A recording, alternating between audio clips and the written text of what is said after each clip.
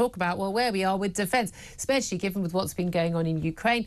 Massive bombardment by Russia of Ukrainian civilian targets once again over the weekend, but also with Middle East, where things seem to have calmed down ever so slightly. I don't know if I'm being optimistic there. Well, let's talk about this with Rear Admiral Dr. Chris Parry, CBE, former NATO commander and former Royal Navy commander, of course, and a friend of the show.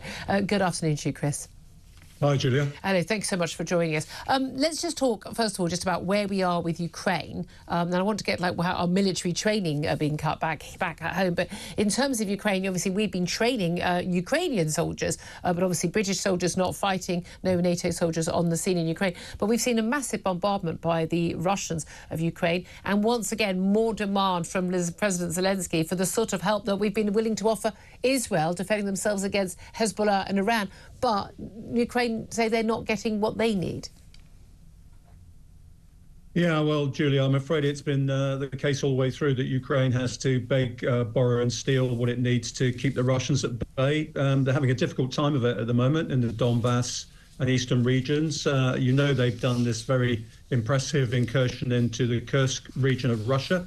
They're seeking to extend that into Belgorod as well.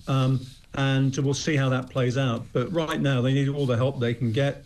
The bombardment is one of these periodic bombardments by ballistic and cruise missiles that the Russians always throw in whenever the Ukrainians hack them off. It's in a direct response to what's happening in Kursk, frankly. Yeah. Really spiteful, and they always target civilian and infrastructure targets. It's funny, isn't it? All the people who get very upset about the targeting of civilian structures in Gaza never seem to be that upset about it happening in Ukraine, which it happens repeatedly. Absolutely, and I think we know why that is. I mean, there's overt prejudice shown in relation to what the Israelis do, but it never seems to get the Russians in the doghouse. No, the fact of life is, the Ukrainians are hanging on both in their civilian infrastructure, but also at the front line at the moment. And if we don't give them what they need, we'll be fighting those battles ourselves in Western Europe anytime soon. And that's their point, that they're fighting Russia for us, and it's cheap at half the cost. It's always amazed people, America, Britain, France, complaining about the cost of the weaponry we're sending to Ukraine and the help we're giving them. This is a fraction of the cost if we have to go to war ourselves, not least for the loss of life. There's also another thing, Julia, is, if we're expending 5% of what we would spend on defence to deplete 75% of the Russian capability, that's a really good deal in my view. Indeed, in terms of looking at the long-term risk. Well, let's talk also about the long-term risk, what's going on in the Middle East. We just touched on there. There does seem to have been a sort of a big concern about this tit-for-tat escalation going on between not just Israel and Hezbollah, but also Israel and Iran, alongside what's going on with Hamas in Gaza, and the Houthi rebels, of course, in Yemen.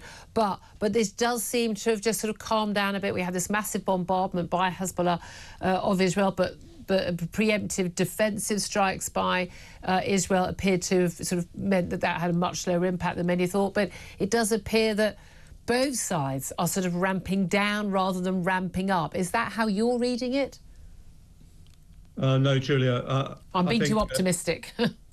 No, I think Israel's going to be an armed camp for the foreseeable future. You're going to see a rolling program of attacks and threatened attacks by the Houthis, Hezbollah, and a restored Hamas on the West Bank, I suspect. Iran, frankly, wants to see Israel destroyed. Yeah. They're overdue on their nuclear program, which will give them even more license to misbehave once they get it.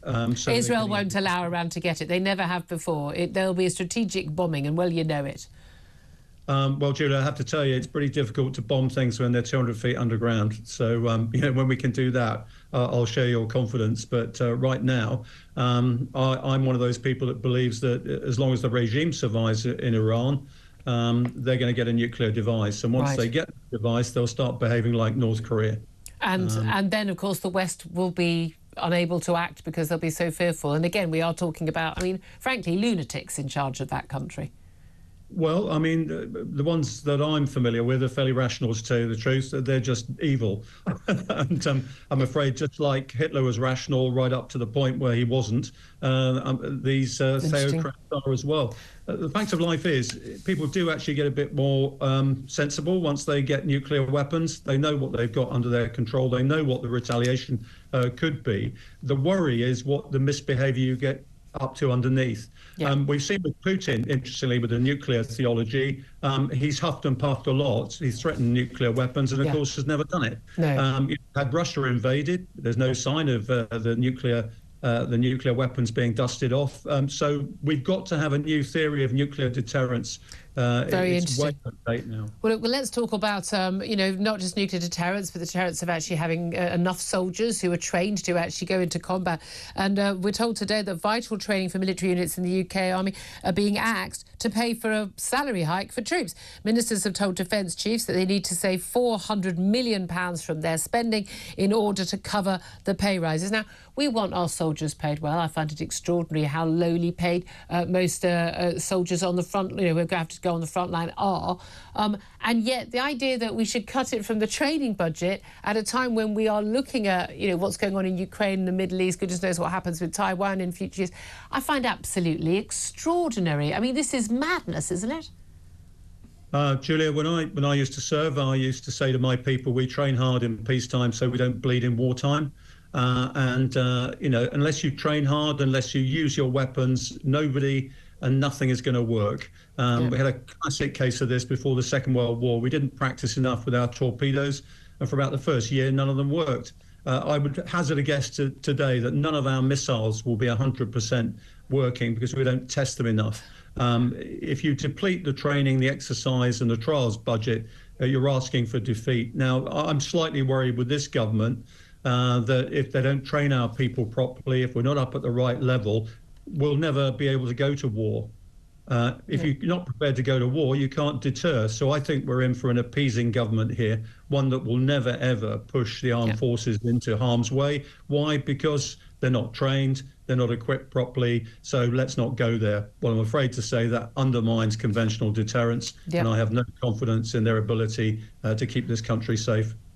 I share all of those views, I have to say. Dr. Chris Parry, former NATO commander and former Royal Navy commander, thank you so much for joining us. Appreciate that. Tim Montgomery, former Conservative advisor. What do you say to all of that? What a brilliant interview. Well, he's because he's brilliant. Because he's brilliant and knows his stuff. He knows what he's talking about. It's a good idea, that.